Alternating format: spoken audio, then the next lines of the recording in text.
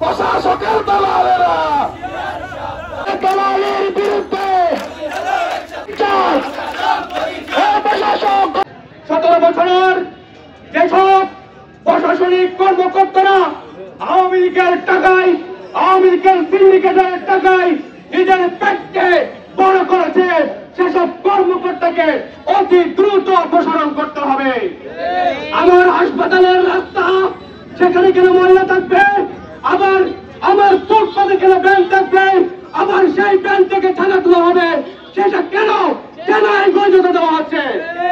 একটা আধুনিক পৌরসভা কিরকম হওয়া উচিত সেই সম্পর্কে যদি আপনার ধারণা না থাকে, তাহলে এতগুলো মানুষের দায়িত্ব আপনাকে কে নিতে বলেছে? শুধুমাত্র পৌর প্রশাসক পদত্যাগ করে আমার নাগরিক অধিকার নিশ্চিত করা যাবে না। পৌর প্রশাসক পদত্যাগের পাশাপাশি পৌরসভায় যে সমস্ত সিন্ডিকেট আছে, আওয়ামী লীগের আমলে যেই সমস্ত মস্তারুলে কর্মচারী এখানে নিয়োগপ্রাপ্ত হয়েছে তাদেরকে বাতিল করতে হবে।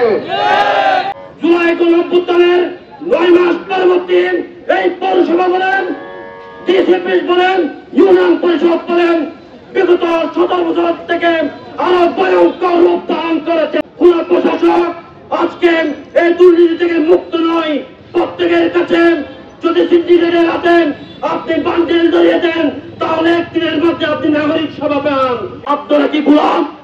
গোলামের মতো করে আপনি সেবা নিতে যাবেন? এটা আপনার ন্যায্য অধিকার। আপনার অধিকার আপনি টাইমে তাপ করবেন, আদায় করবেন। যদি আদায় করতে না পারেন, জুতার গলা পড়িয়ে এরকম ডিসি আমরা থেকে শুরু করে প্রত্যেককে রাস্তার জনগণের সামনে এসে দাঁড় করাবেন। এই অযোগ্য পৌর প্রশাসক দিনে দিনে এত শক্তিশালী হচ্ছে, সে দিনে দিনে তার আখের গুছিয়ে 1000 কোটি টাকার মালিক হচ্ছে। আমাদের এখনো পর্যন্ত পৌরসভার গেটে দাঁড়িয়ে আওয়াজ তুলতে হচ্ছে, এখনো পর্যন্ত ডিসি সাহেবের দিকে তাকিয়ে থাকতে হয়েছে, যাতে আমাদের এসব নাগরিক হয়রানি বন্ধের জন্য। আর কতকাল পর্যন্ত আমাদের এভাবে গেট ধরে দাঁড়িয়ে থাকতে হবে আমাদের জানা নেই।